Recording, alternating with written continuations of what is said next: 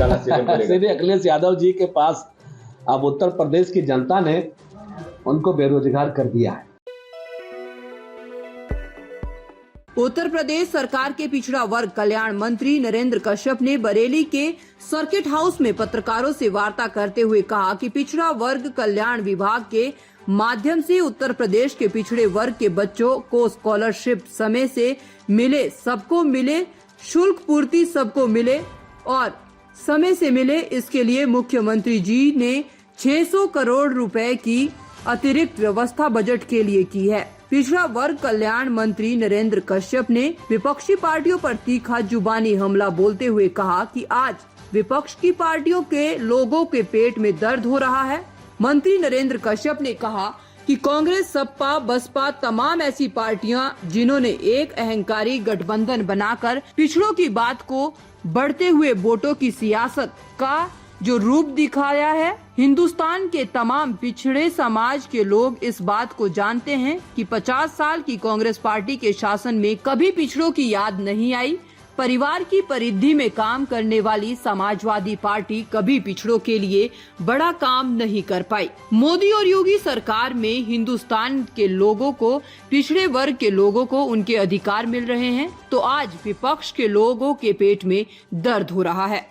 Samajwadi party के मुख्य अखिलेश यादव के द्वारा स्टेडियम में मैच खेलने को लेकर पिछड़ा वर्ग कल्याण के मंत्री नरेंद्र कश्यप ने कहा कि उत्तर प्रदेश की जनता ने अखिलेश यादव को बेरोजगार कर दिया है। जिस पार्टी ने बहुमत की सरकार चलाई हो, उसे पार्टी को उत्तर प्रदेश के 17 नगर निगम के चुनाव में खाता भी नहीं खुला। अंदाज और संकेत साफ है कि समाजवादी पार्टी अपने अस्तित्व से भी जूझ रही है। राज्य मंत्री नरेंद्र कश्यप ने अखिलेश यादव पर जुबानी हमला बोलते हुए कहा कि अखिलेश यादव मुंगेरी लाल के सपने देख रहे हैं। वह भूल जाते हैं कि अगर 17 नगर निगम में वह 0 हैं और इसके अलावा जो समाजवादी पार्टी के गढ़वाली सिम थी उस पर भी कमल खिला है। दो समाजवादियों को ये ध्यान रखना पड़ेगा कि 2024 के चुनाव में हो सकता है उनका खाता भी ना खुले। बरेली से ललित कुमार कश्यप की रिपोर्ट। तो क्रिकेट खेलते नजर आए और अपनी ट्वीट थपथपा रहे सीधे अखिलेश यादव जी के पास अब उत्तर प्रदेश की जनता ने उनको बेरोजगार कर दिया है। जिस पार्टी ने बहुमत की सरकार चलाई हो, उस पार्टी को आज उत्तर प्रदेश के 17 नगर निगम के चुनाव में खाता भी नहीं खुला। अंदाजा और संकेत साफ है कि समाजवादी पार्टी उत्तर प्रदेश में अब अपने अस्तित्व से भी जूझ रही है। इकोना स्टेडियम में इंग्लैंड और भारत के बीच बेहतरीन मैच देश और दुनिया के लोग 29 तारीख को देखेंगे। मैं बधाई देता हूं भारत की टीम को कि हमारी टीम ने पाकिस्तान को भी हराया और ऑस्ट्रेलिया को भी हराया। कई टीमों को हराकर हमारी भारत की टीम अंक तालिका में नंबर 1 पर है। लखनऊ में होने वाला मैच भी हम उम्मीद करते हैं, सारे भारत के लोग प्रार्थना भी करते हैं कि भारत की टीम बड़े नंबर के साथ जीत कर अपने 500 साल के बाद भारत के लोग मर्यादा पुरुषोत्तम भगवान श्री राम को उनके स्थान पर स्थापित होते हुए देखेंगे। 22 जनवरी 2024 को संपूर्ण भारतीयों के लिए, भारत के बाहर भी रहने वाले करोड़ों सनातन हिंदू धर्म के लोगों के लिए बहुत ही सौभाग्य और खुशी की बात है।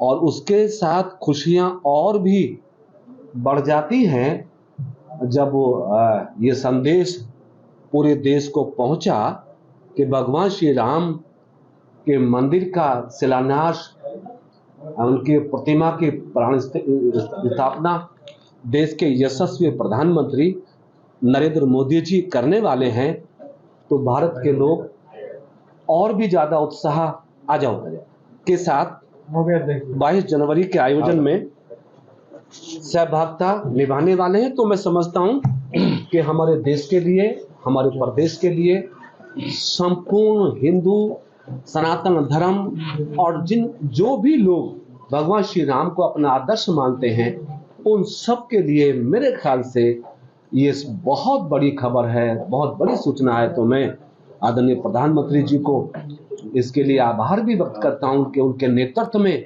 संभव हो सका अयोध्या में भगवान श्री राम के मंदिर का निर्माण। दिव्यांगों के लिए विशेष व्यवस्था की गई है ताकि उनको कोई परेशानी ना हो। आप दिव्यांग मंत्रालय देखते हैं 2 विभाग माननीय मुख्यमंत्री जी के आशीर्वाद से मेरे पास है, पिछड़ा वर्ग कल्याण और दिव्यांगजन सशक्तिकरण विभाग। दोनों ही विभाग कल्याणकारी हैं। प्रदेश की लगभग पार्टी के दर्जनों लोग बाढ़ में घुस गए, वहां मरीजों की पूरी अव्यवस्था कर दी, क्या कहें, क्या इस तरह से जा सकती? नहीं, देखिए कुछ समय और कुछ सीजन ऐसा रहता है जिसमें कुछ खास तरह की बीमारियां प्रदेश में, देश में पनपती हैं। हालांकि हमारी सरकार स्वास्थ्य के क्षेत्र में, आपको मालूम ही है कि 1 डिस्ट्रिक्ट 1 मेडिकल की योजना लेके माननीय मुख्यमंत्री जी ने उत्तर प्रदेश के सभी 75 जिलों में मेडिकल कॉलेज खोलने के अभियान को तेज किया हुआ है। वर्तमान में डेंगू, वायरल और कई तरह के बुखार देखने के लिए मिल रहे हैं। मैं चाहूंगा सभी पॉलिटिकल पार्टीज के लोग कम से कम यदि बीमार लोगों की मदद भी ना कर सकें तो कम से कम हॉस्पिटल में जाके समूह ना लगाएं, वहां पे भीड़ ना लगाएं, ताकि डॉक्टरों के काम में बाधा पैदा ना हो। यदि समाजवादी पार्टी के लोग केवल सियासत के लिए अस्पतालों में जाके भीड़ लगाते हैं तो मेरे ख्याल से मानवीय दृष्टि से देखा जाए तो ये कदापि उचित नहीं है। क्या लगता है अस्पताल जो सीएमएस उनकी नहीं गलती कि उनको रोका नहीं, उनको जाने दिया पूरे बाढ़? देखिए, अब सीएमएस, सीएमओ, हॉस्पिटल डॉक्टर्स अपनी समय सीमा परिधि में रहते हैं।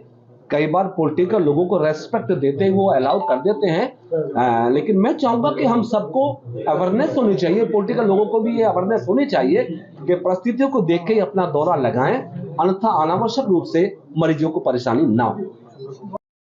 उनके घर जाके संवेदना भी व्यक्त करेंगे और क्या क्या उस केस में पुलिस के माध्यम से क्या क्या कार्रवाई की जानी और आवश्यक है, क्या क्या और हो सकता है, हाँ, हम उस पर संज्ञान ले रहे हैं। और निश्चित अपराधी कोई भी हो, कितना ही बड़ा क्यों ना हो, आप अवगत हैं योगी जी की सरकार में कानून और बुलडोजर दोनों तैयार रहते हैं। किसी स्थिति में भी उत्तर प्रदेश में किसी प्रकार का भी अपराध स्वीकार नहीं किया जाएगा। विशेष तौर से महिलाओं के खिलाफ होने वाले अपराधों में मुख्यमंत्री जी ने स्पष्ट किया है कि हम किसी हद तक भी जाएंगे, लेकिन महिलाओं के सम्मान के साथ खिलवाड़ नहीं होने देंगे। किसी सरकारी कानून व्यवस्था को लेकर अखिलेश यादव लगातार सवाल उठाते हैं कि कानून व्यवस्था। अखिलेश यादव जी मेरे ख्याल भूल जाते हैं कि 2017 तक उत्तर प्रदेश में उनकी सरकार थी।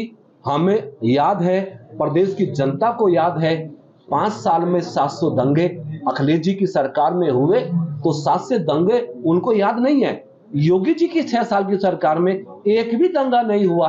कानून व्यवस्था पे सवाल उठाते, मेरे ख्याल से जनता अब उनकी बात पे कोई भरोसा नहीं करेगी। बच्ची को क्या कोई सरकारी योजना का लाभ भी मिल सकता है? जैसे संभव है। हमारी सरकार संवेदनशील है। उत्तर प्रदेश में बहुत सारे मामले ऐसे हुए हैं, कुछ परिवारों में बच्चियों के साथ, सामान्य जनों के साथ, जहां पर अर्थव्यवस्था, उनकी आर्थिक स्थिति कमजोर देखी गई, तो हमारी सरकार ने मदद के लिए हाथ आगे बढ़ाए हैं। परिस्थिति देखेंगे, जो भी अच्छा हो सकता है हम करने के लिए आगे बढ़ेंगे। मंत्री जी, ताज़ा खबरों से जुड़े रहने के लिए हमारे चैनल को सब्सक्राइब करें और बेल आइकन को दबाना ना भूलें, ताकि हर खबर की नोटिफिकेशन आपको मिलती रहे।